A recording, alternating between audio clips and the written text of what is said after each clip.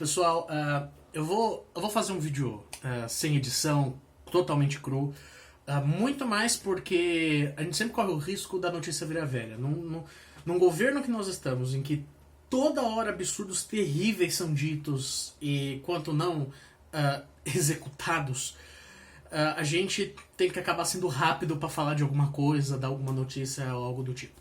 Mas hoje, basicamente, o que a gente teve foi que o secretário da Cultura, já que se extinguiu o ministério, parafraseou Goebbels, falou de Joseph Goebbels, que, para quem não sabe, era o ministro da propaganda do governo nazista.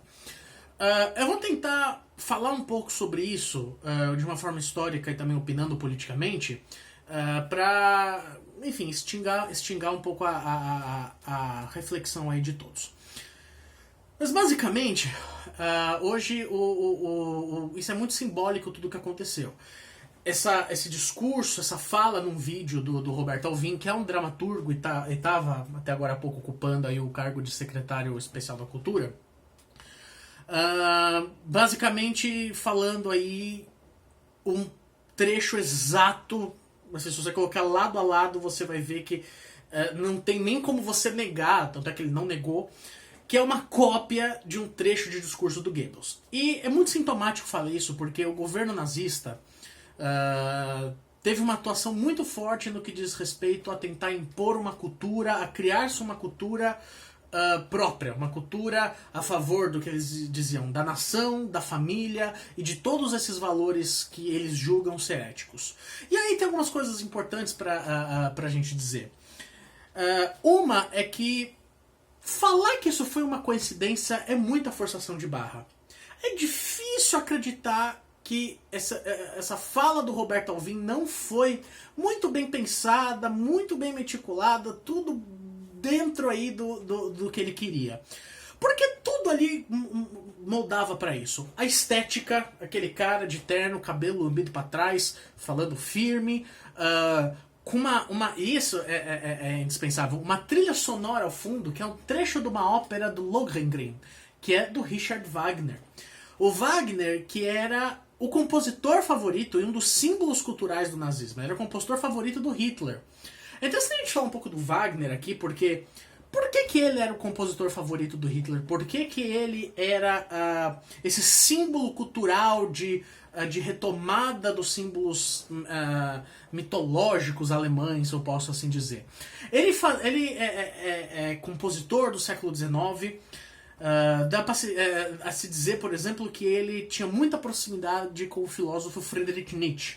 E a observação do Nietzsche para o Wagner é muito interessante nesse aspecto, porque o Nietzsche ele tinha muita admiração pelo Wagner. Ele era... dava para se dizer até que ele era um certo discípulo do Wagner.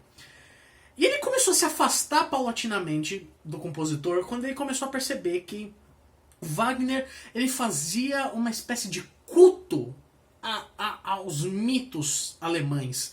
Ele era totalmente personalista em torno das imagens nacionalistas alemãs. Ele condecorava isso nas suas óperas, inclusive essa no Lohengrin, que toca de trilha sonora no fundo do vídeo do Roberto Alvim. E o Nietzsche passa a ser muito crítico disso, né? Desse nacionalismo exacerbado, exagerado, moralista, e passa a se afastar do Wagner. E é bem um período assim que a gente vai analisar no nazismo, em que a gente vai ver uma retomada, uma tentativa de retomada desses valores alemães, desses valores, principalmente os mitos heróicos alemães. E o Wagner se torna uma demonstração clara disso.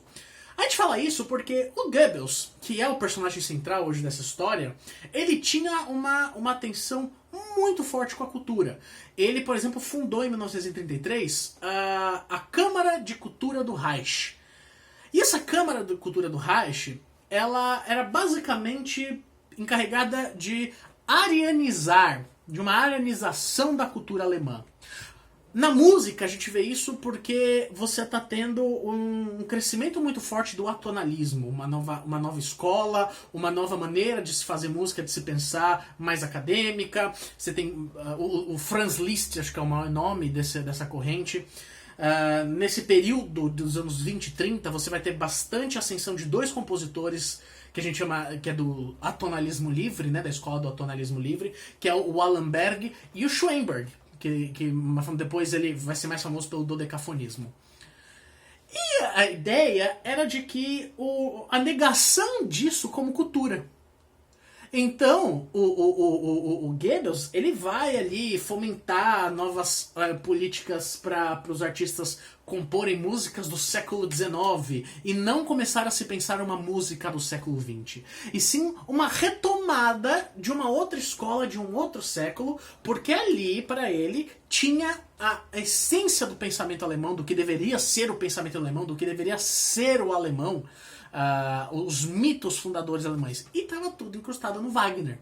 A gente vai ver isso nas artes plásticas, porque é um período de bastante força do dadaísmo.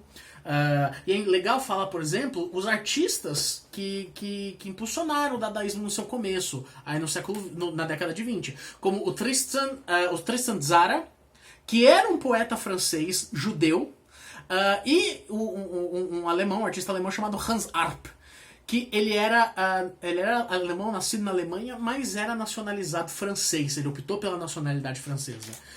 Também o cubismo você vai ver muito forte, principalmente porque era um período em que um artista russo estava sendo muito venerado, que era o Kazimir Malevich. Depois pesquisem, as obras do Kazimir Malevich são bem interessantes. E aí ele buscava completamente uma cultura do século XIX, e é por isso que o Goebbels fala que a cultura tinha que ser romantizada, ou romântica, alguma coisa assim. Porque era exatamente o nome desse período do século XIX das artes, que era o período romântico. Inclusive na música, nas artes plásticas. Então, a gente vê uma tendência do nazismo, e é aí que eu quero mostrar pra vocês o porquê que é tão preocupante isso que o Roberto Alvim falou, e não é uma coincidência. O nazismo tinha uma preocupação cultural de matar tudo aquilo que estava sendo produzido e buscar o passado, e buscar aquilo que já foi feito em prol de um nacionalismo, em prol de uma imagem nacionalista. E no final você vai ver que isso é extremamente igual, tanto no discurso do Roberto Alvim quanto no discurso do Goebbels, de que ou a arte será assim ou não será nada. O que isso quer dizer? Isso é fundamental. Ou a arte será assim ou a arte não será nada. Isso significa que se a arte não for dada nos parâmetros que o governo quer, ela não vai existir. Ela vai ser censurada, ela vai ser quebrada, ela vai ser completamente exterminada. A gente tem aí um episódio muito interessante, porque o Roberto Alvim ele foi exonerado do cargo. Mas é importante dizer que ele não foi exonerado porque ele fez apologia ao nazismo. Ele foi exonerado porque ele não foi discreto. Porque o modus operandi desse governo, eu postei isso até no Facebook, é exatamente esse. O modus operandi do governo Bolsonaro é de um rancor intelectual muito grande. Você vê corte nas pesquisas universitárias, principalmente no campo das ciências humanas. Você vê ataque a artistas direto acontecendo. Censura, tudo que aconteceu com o filme Marighella, a dificuldade que foi para lançar. O próprio especial de Natal do Porta dos Fundos, que saiu no Netflix, chegou a ser censurado, claro que foi pelo Poder Judiciário, mas num juiz que já era declaradamente um apoiador do Bolsonaro. Enfim, além do apedrejamento do prédio do Porta dos Fundos, que foi feito por um membro do integralismo. O integralismo, que era uma corrente da década de 30, que voltou agora com força. O integralismo é o fascismo brasileiro. Eu queria ter feito um vídeo para falar sobre isso, mas olha as coincidências do que vão acontecendo. Hoje o Roberto Alvim sai, mas a pauta continua. A pauta do governo Bolsonaro de atacar aqueles que produzem conhecimento e produzem arte, ela é clara. Ela é clara. A arte ela não pode ficar à mercê de uma patologia nacional. Esse nacionalismo exacerbado, essa busca por um amor à pátria completamente exorbitante, é o que une sim o governo Bolsonaro com as pautas nazistas. Antes, eu acho que não dava pra dizer isso, mas agora tá muito escancarada. Você pode dizer sim que o governo Bolsonaro é fascista e é também nazista.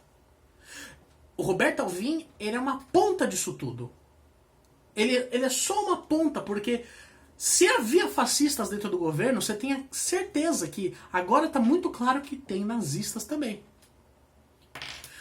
A reflexão ela é muito importante para a gente conseguir enxergar aonde estamos pisando. Acho que hoje o assunto não encerrou em si. A demissão e exoneração do Roberto Alvim, ela foi dada por falta de discrição e não pelo conteúdo do que ele falou. A política, esse olhar ideologizado, olavista, ele é exatamente isso. Ele é podar e eliminar aqueles que produzem conhecimento por conta de rancor. Isso é rancor porque pelos que optaram por um caminho difícil. Porque é difícil mesmo. Você fazer uma graduação, se especializar, fazer um mestrado, fazer um doutorado, tá sempre se expondo, falando do que você está produzindo, falando da sua pesquisa. Quando você é artista, você tá sempre se expondo. Quando você compõe algo, quando você toca, quando você interpreta. É sempre uma exposição, é um caminho muito difícil que muitos deles não trilharam. E eles criticam quem trilhou.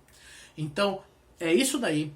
A gente vai tentar aqui no canal falar mais de política. O programa Nota de Rodapé no rádio já está para voltar. A gente vai começar as gravações da segunda temporada. Mas é isso. Hoje foi só uma pequena demonstração daquilo que já existe. Não baixemos a guarda. Até a próxima.